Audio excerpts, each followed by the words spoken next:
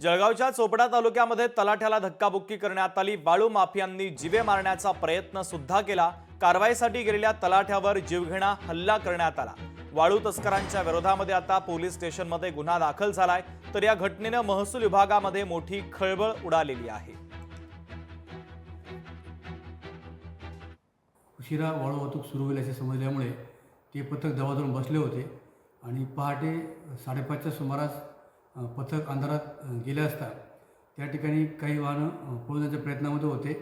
एक वाहन मात्र त्या पथकाच्या हाती लागले आणि त्या पथकावरती संबंधित तलाठी यांना बसवून ठेवून ते वाहन तहसीलकडे रवाना केले असता वाहन मालक श्री अजय कोळी व चालक श्री विजय पावरा यांनी त्या धक्काबुक्की करून खाली ढकलून दिले आहे आणि त्याचा जीवितास धोका निर्माण होईल अशी कृती केली आहे।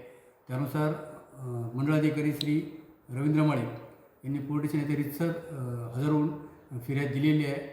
संबंधित तलाठी हे सध्या वैद्यकीय उपचार घेत आहे। प्रकरणात फौजदारी कारवाई सुरू आहे।